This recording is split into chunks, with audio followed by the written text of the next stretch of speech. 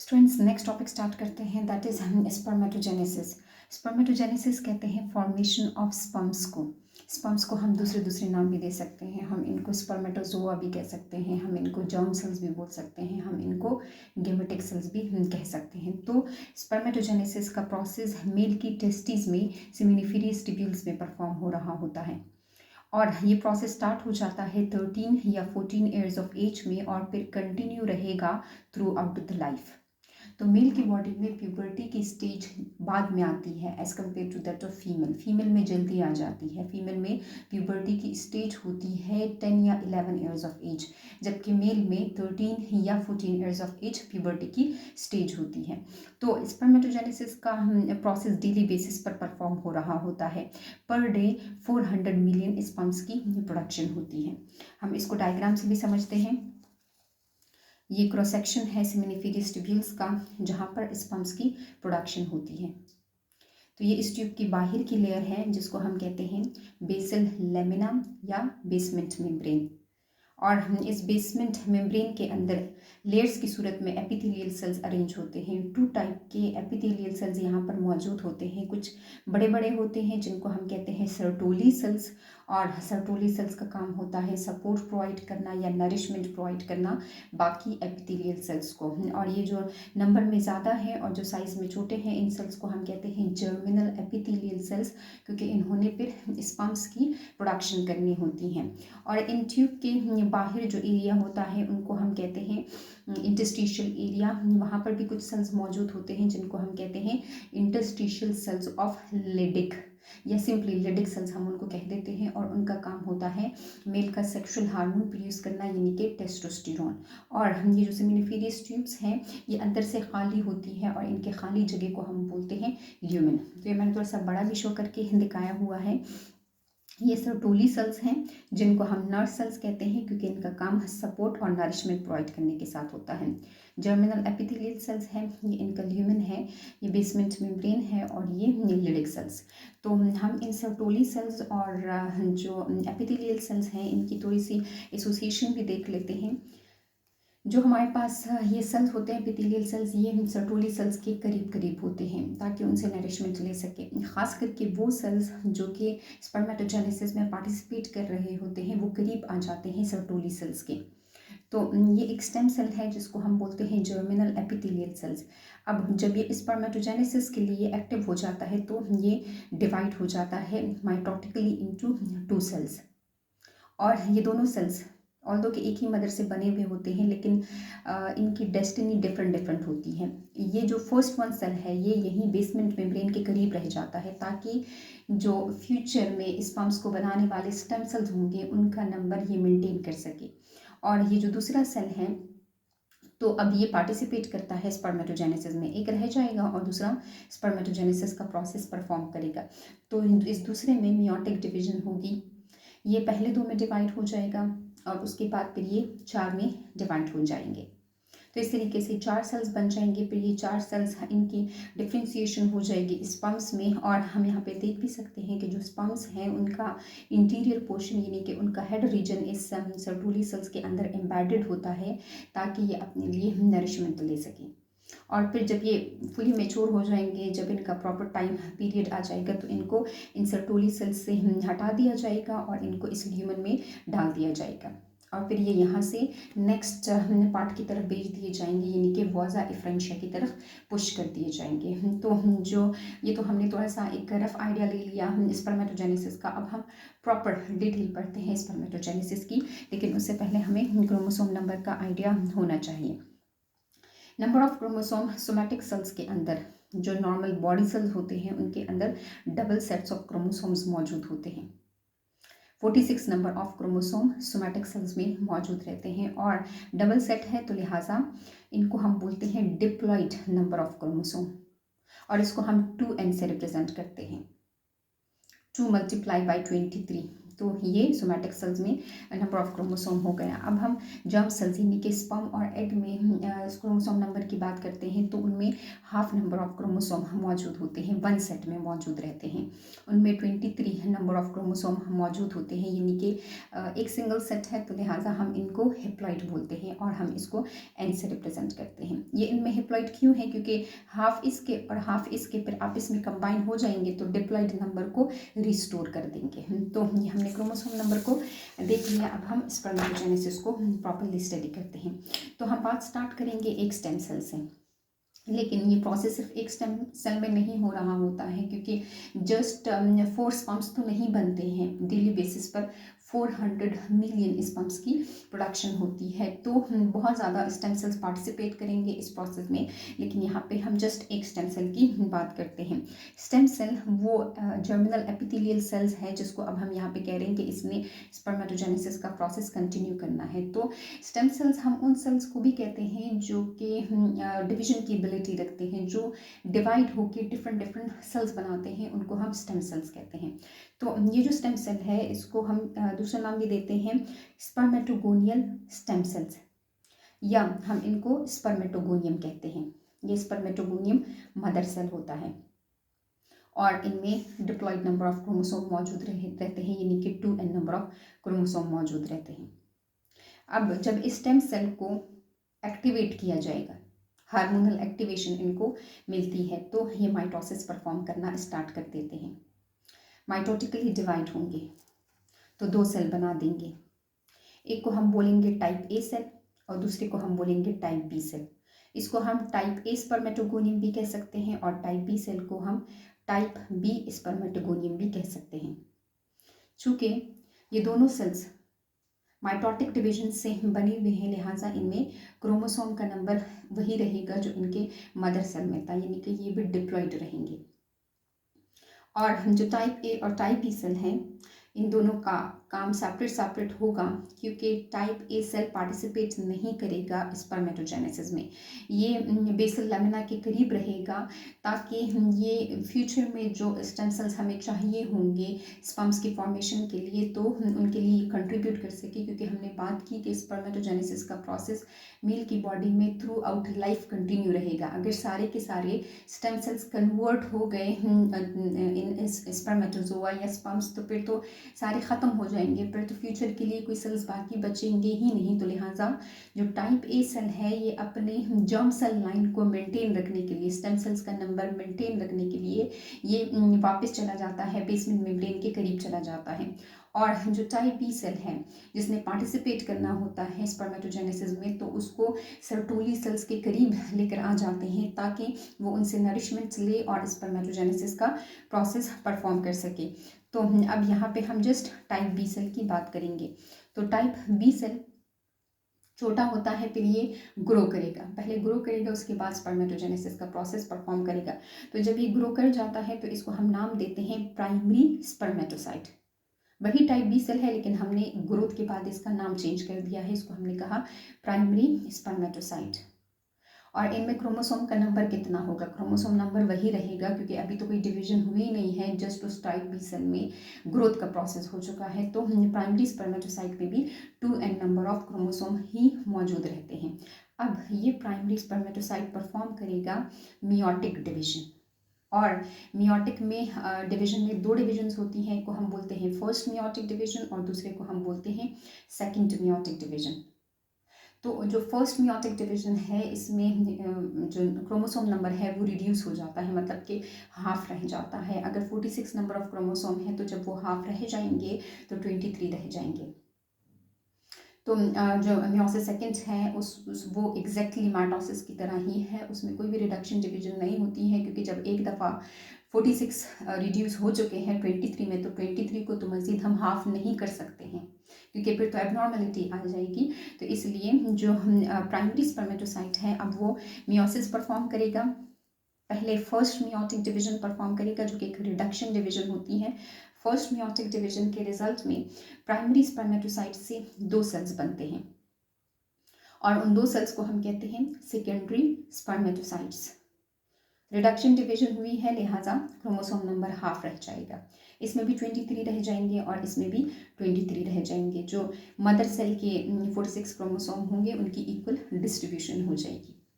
अब ये जो सेकेंडरी स्पर्मेटोसाइट्स हैं ये मियोसिस सेकंड परफॉर्म करेंगे और मियोसिस सेकंड में मजीद कोई रिडक्शन डिवीजन नहीं होती क्योंकि ये एग्जैक्टली माइटोसिस की तरह होता है। तो सेकेंडरी स्पर्मेटोसाइट्स मियोसिस सेकंड से फिर ये कन्वर्ट हो जाएगा, एक सेकेंडरी स्पर्मेटोसाइट्स 2 बना देगा और जो दूसरा सेकेंडरी स्पर्मेटोसाइट्स हैं तो वो 2 बना देंगे। तो इस तरीके से 2 सेकेंडरी स्पर्मेटोसाइट्स के रिजल्ट में 4 सेल्स बन जाएंगे और उन 4 सेल्स को हम बोलते हैं स्पर्मेटिड्स। तो स्पर्मेटिड्स में कितना नंबर रहेगा क्रोमोसोम का? n नंबर रहेगा, मतलब कि हैप्लॉइड नंबर ऑफ क्रोमोसोम रहेगा। अब ये जो स्पर्मेटिड्स हैं ये जाके इनके जो सेल्स हैं ये मज़ीद करीब हो जाएंगे सर्टोली सेल्स के। सर्टोली सेल्स की हेल्प की मदद से ही अब इन स्पर्मेटिड्स को कन्वर्ट किया जाएगा, इनमें मॉडिफिकेशन हो जाएगी, इनमें डिफरेंशिएशन का प्रोसेस हो जाएगा और इनको एक प्रॉपर स्पर्म का स्ट्रक्चर दे दिया जाएगा।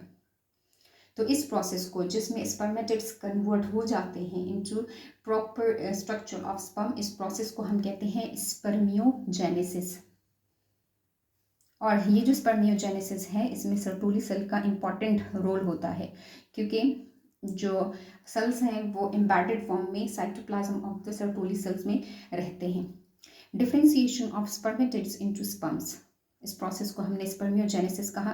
तो स्पर्मेटिड्स में क्या डिफरेंशिएशन होती है? ये छोटे छोटे होते हैं, इनको एलोंगेट कर दिया जाता है, जो इनका एक्सेसिव साइटोप्लाज्म है उसको हटा दिया जाता है, कम को रहने दिया जाता है, बकिया को हटा दिया जाता है। ये इसलिए किया जाता है ताकि इनका जो वेट है वो कम हो जाए। इन्होंने स्विम करके जाना है फीमेल रिप्रोडक्टिव ट्रैक्ट की तरफ, फिर यूट्रस की तरफ, फिर ओविडक्ट की तरफ। तो जितना इनका वेट कम होगा उतना ही ये आसानी से मूव कर सकेंगे, स्विम कर सकेंगे और इनमें एक टेल बना दी जाएगी ताकि जो इनको स्विम में हेल्प कर सके। तो इस प्रोसेस को हमने स्पर्मियोजेनेसिस कहा और स्पर्मियोजेनेसिस में इंपॉर्टेंट रोल है सर्टोली सेल का। अब ये सर्टोली सेल में इनके जो हेड रीजन है वो एम्बेडेड रहेंगे, लेकिन ऐसे एक टाइम भी आएगा जब इसको यहाँ से हटा दिया जाएगा, इनको रिलीज कर दिया जाएगा फ्रॉम द सर्टोली सेल्स और फिर इनको ह्यूमन में डाल दिया जाएगा। तो ये जो हटाने का प्रोसेस है, जो इनको ह्यूमन में रिलीज करने का प्रोसेस है, इसको हम कहते हैं spermiation. When the sperms are released from the Sertoli cells into the lumen of seminiferous tubule, this process is called spermiation. तो इस तरीके से स्पर्म्स को ल्यूमन में ऐड कर दिया जाता है, फिर वहाँ से नेक्स्ट पार्ट की तरफ इनको भेज दिया जाता है। तो ये हमने पढ़ा कि किस तरीके से एक स्टेम सेल से 4 स्पर्म्स बन जाते हैं। हम थोड़ा सा रिपीट भी कर लेते हैं। एक जर्मिनल एपिथेलियल सेल्स है जिसको हम कह रहे हैं स्टेम सेल, उसमें डिप्लॉयड नंबर ऑफ क्रोमोसोम्स हैं, उनमें माइटोटिक डिवीजन के जरिए 2 सेल्स प्रोड्यूस करते हैं। एक को हम बोलते हैं टाइप ए सेल और दूसरे को भी हम बोलते हैं टाइप बी सेल। दोनों कंबाइनली स्पर्मेटोगोनिया कहलाते हैं, या हम इनको सिंपली टाइप ए स्पर्मेटोगोनियम या टाइप बी स्पर्मेटोगोनियम कह सकते हैं। तो टाइप ए अपनी जर्म सेल लाइन को मेंटेन रखने के लिए बेसल लैमिना के करीब रह जाता है, जबकि टाइप बी सर्टोली सेल्स के करीब चला जाता है। तो टाइप बी सेल ग्रोथ करता है और ग्रोथ के बाद इसको प्राइमरी स्पर्मेटोसाइट कहा जाता है। प्राइमरी स्पर्मेटोसाइट मियोसिस फर्स्ट के रिजल्ट में 2 सेल्स बनाता है जिसको हम कहते हैं सेकेंडरी स्पर्मेटोसाइट्स, और फिर वो 2 secondary spermatocytes by the process of second meiotic division वो 4 स्पर्मेटिड्स बना देते हैं।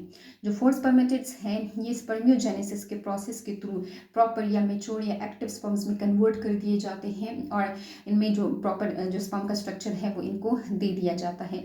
फिर ये स्पर्म्स जो सर्टोली सेल्स हैं उनकी साइटोप्लाज्म से हटाकर सेमिनिफेरस ट्यूब्यूल्स के ल्यूमन में डाल दिए जाते हैं। तो इस प्रोसेस को हम कहते हैं स्पर्मिएशन। तो हम इस तरीके से कह सकते हैं कि स्पर्मेटोजेनेसिस में फिर स्पर्मियोजेनेसिस होगी और फिर स्पर्मिएशन का प्रोसेस होगा। तो आपने इन टर्म्स को मिक्स नहीं करना है, थोड़ा सा आप ध्यान से पढ़ोगे तो आसानी से आपको समझ आ जाएगी।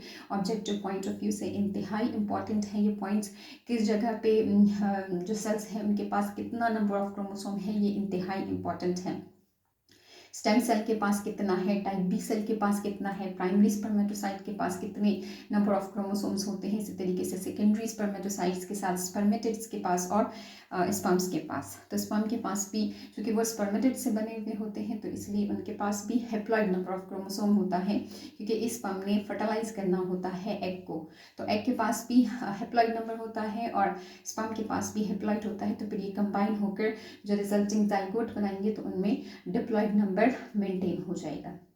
तो ये हमने स्पर्मेटोजेनेसिस के बारे में पढ़ लिया। अब हम हार्मोनल कंट्रोल की बात करते हैं और स्पर्मेटोजेनेसिस। तो स्पर्मेटोजेनेसिस का प्रोसेस लार्जली कंट्रोल होता है हार्मोन से।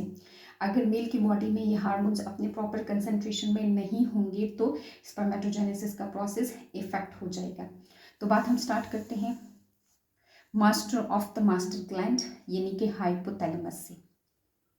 स्पर्मेटोजेनेसिस के प्रोसेस को परफॉर्म करने के लिए हाइपोथैलेमस अपना हार्मोन रिलीज करता है जिसको हम कहते हैं GnRH, गोनेडोट्रोफिन रिलीजिंग हार्मोन।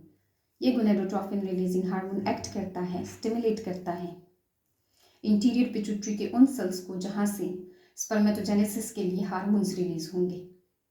तो इनका स्टिमुलेटिंग रोल है, तो लिहाजा मैंने यहाँ पर प्लस का साइन डाला हुआ है।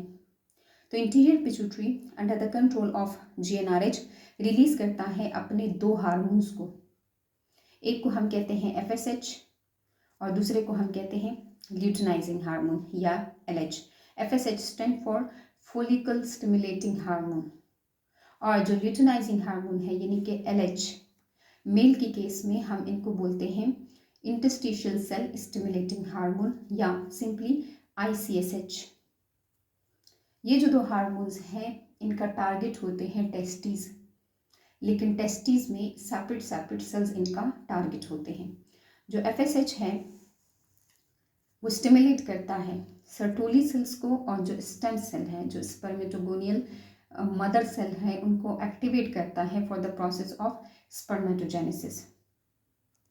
और जो ल्यूटिनाइजिंग हार्मोन है इनका टारगेट क्या होंगे? इनका टारगेट होंगे लिडिक सेल्स। कैसे याद रहेगा? L फॉर ल्यूटिनाइजिंग और L फॉर लिडिक, या जो ये नाम है इंटरस्टिशियल सेल स्टिमुलेटिंग हार्मोन, इसके नाम से भी हम याद कर सकते हैं कि ये स्टिमुलेट करेंगे इंटरस्टिशियल सेल्स को। इंटरस्टिशियल सेल स्टिमुलेटिंग हार्मोन है ये। तो ये हमें याद रहेगा कि लिडिक सेल्स को एक्टिवेट करते हैं। किस चीज़ के लिए एक्टिवेट करते हैं? ताकि वो हार्मोन रिलीज करे टेस्टोस्टेरोन को। मेल का सेक्सुअल हार्मोन है टेस्टोस्टेरोन।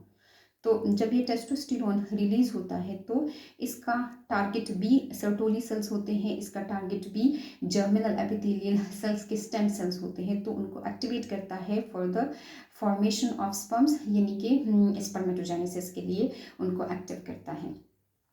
जो टेस्टोस्टेरोन है ये मेल के अंदर सेकेंडरी सेक्सुअल कैरेक्टर्स के लिए भी रिस्पॉन्सिबल होता है। अब सेकेंडरी सेक्सुअल कैरेक्टर मेल की बॉडी में कौन से होते हैं? अच्छा, एक होते हैं प्राइमरी सेक्सुअल कैरेक्टर और एक होते हैं सेकेंडरी सेक्सुअल कैरेक्टर। तो प्राइमरी सेक्सुअल कैरेक्टर हम उन कैरेक्टरिस्टिक्स को कहते हैं जो कि at the time of birth मौजूद होते हैं। जब बच्चा पैदा होता है तो हम बता सकते हैं कि ये मेल बेबी है या ये फीमेल बेबी है। तो उस टाइम जो कैरेक्टरिस्टिक्स प्रेजेंट है that is called primary sexual character. और वो कैरेक्टरिस्टिक जो कि प्यूबर्टी की स्टेज में सामने आते हैं उनको हम बोलते हैं सेकेंडरी सेक्सुअल कैरेक्टरिस्टिक्स। तो प्यूबर्टी की स्टेज में मेल की बॉडी में कौन से कैरेक्टरिस्टिक सामने आते हैं? Growth of body hairs, under arm वाले रीजन में हेयर्स ग्रो कर जाते हैं, चेस्ट के ऊपर और प्यूबिक हेयर्स, फेस के ऊपर भी हेयर्स आ जाते हैं। इनलार्जमेंट हो जाती है लेरिंग्स की, जिसकी वजह से उनकी वॉइस डीप हो जाती है। हाइट लंबी हो जाती है। Heavier skull and bone structure, जो बोन्स हैं तो वो मजबूत हो जाते हैं और उनकी जो लेंथ है तो वो भी बड़ी हो जाती है। तो ये सेकेंडरी सेक्सुअल कैरेक्टर हैं जिनके लिए रिस्पॉन्सिबल होता है टेस्टोस्टेरोन। तो जब टेस्टोस्टेरोन अपना काम कर लेता है यानी उन्होंने सर्टोली सेल्स और स्टेम सेल्स को एक्टिवेट कर दिया ताकि दोनों कंबाइनली सर्टोली सेल्स उसको नरिशमेंट प्रोवाइड कर सके और स्टेम सेल्स डिवाइड होकर स्पर्म्स बना सके, तो इस प्रोसेस को उसने एक्टिवेट कर दिया। उसने सेकेंडरी सेक्सुअल कैरेक्टर्स को भी कंट्रोल कर लिया। अब क्या होगा? टेस्टोस्टेरोन का एक प्रॉपर लिमिट मेंटेन हो गया, मजीद तो हमें नहीं चाहिए।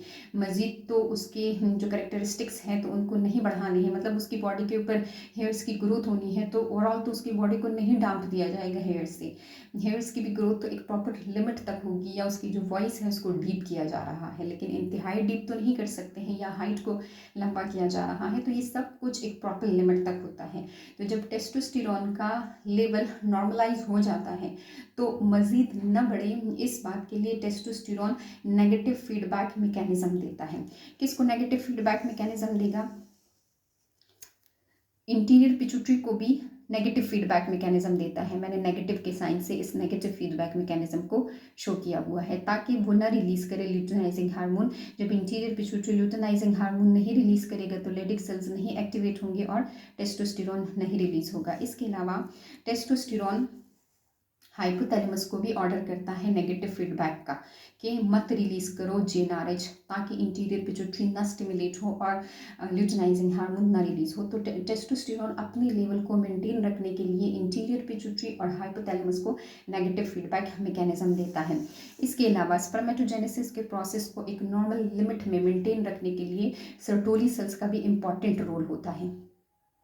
जब स्पर्म्स एक नॉर्मल लेवल तक पहुंच जाते हैं, उनका नंबर मेंटेन हो जाता है, तो मज़ीद तो नहीं चाहिए होते हैं, तो सर्टोली सेल्स एक हार्मोन रिलीज करना स्टार्ट कर देता है जिसको हम कहते हैं inhibin hormone. Inhibin hormone spermatogenesis को रिड्यूस करता है, डिक्रीज करता है। क्यों डिक्रीज करता है? क्योंकि एक नॉर्मल नंबर में बन चुके हैं, मज़ीद नहीं चाहिए होते हैं। तो ये कंट्रोल करता है स्पर्म काउंट को, मतलब कि नॉर्मल नंबर ऑफ स्पर्म्स को ये मेंटेन रखता है। तो इनहिबिन ने अब नेगेटिव फीडबैक मैकेनिज्म देना है ताकि वो स्पर्मेटोजेनेसिस का प्रोसेस कंट्रोल कर सके, या जो एफएसएच का लेवल है वो कंट्रोल कर सके। तो ये नेगेटिव फीडबैक मैकेनिज्म देगा, इंटीरियर पिट्यूटरी को भी बोलेगा कि मत रिलीज करो एफएसएच, और हाइपोथैलेमस से भी कहेगा कि जेएनआरएच मत रिलीज करो। तो इस तरीके से एक प्रॉपर लिमिट में स्पर्म्स की प्रोडक्शन हो जाएगी। तो इस वाले टॉपिक में हमने हार्मोन्स के बारे में पढ़ा कि जो जेएनआरएच है और जो इंटीरियर पिट्यूटरी से हार्मोन्स रिलीज होते हैं, यानी कि ल्यूटेनाइजिंग हार्मोन और एफएसएच, इनका टारगेट होते हैं, जो इनका मेन टारगेट यही होता है कि ये स्पर्मेटोजेनेसिस को कंट्रोल कर सके, स्पर्मेटोजेनेसिस को एक्टिवेट कर सके और फिर उनको कंट्रोल कर सके। तो जो लेडिक सेल्स हैं उन्होंने टेस्टोस्टेरोन को रिलीज करना है। टेस्टोस्टेरोन स्पर्मेटोजेनेसिस के लिए भी इम्पॉर्टेंट है और सेकेंडरी सेक्सुअल कैरेक्टरिस्टिक्स के लिए भी इम्पॉर्टेंट होते हैं। और जो एफएसएच है वो स्पर्मेटोजेनेसिस कर रहे होते हैं। जब प्रॉपर स्पर्म्स बन जाते हैं तो फिर इनहिबिन हार्मोन रिलीज होता है जो कि नेगेटिव फीडबैक मैकेनिज्म देगा, और टेस्टोस्टेरोन भी अपने लेवल को मेंटेन रखने के लिए नेगेटिव फीडबैक मैकेनिज्म दे रहा होता है। So it's all about the hormone which are responsible to control the proper function of testis. तो इस तरीके से स्पर्म्स की प्रोडक्शन होती है, और ये जो पूरा स्पर्मेटोजेनेसिस का प्रोसेस है ये 64 डेज लेता है। कहीं कहीं पर आपको 74 डेज भी मिलेंगे, कहीं कहीं पर 64 डेज। बस आपने माइंड में याद रख लो कि 64 या 74 इन डेज के ड्यूरेशन में वो स्पर्म्स की प्रॉपर फॉर्मेशन कर लेता है, और फिर इसको डाल दिया जाता है ल्यूमेन में, और ल्यूमेन से फिर इस तरीके से ये वॉज इफ्रेंशिया, और फिर उसमें एपिडिडाइडमस का जो इतना लंबा पाइप है तो उसको क्रॉस करना होता है। और हमें ये पता है कि ये स्पर्म्स अभी यहाँ पर एक्टिव नहीं होंगे, ऑल्दो कि इनके पास टेल है, लेकिन ये स्विम नहीं कर सकते हैं। जब ये एपिडिडाइडमस में जाएंगे और जब ये कुछ टाइम के लिए स्टोर रहेंगे तो उस ड्यूरेशन में इसको प्रॉपर स्विमिंग की एबिलिटी दे दी जाएगी।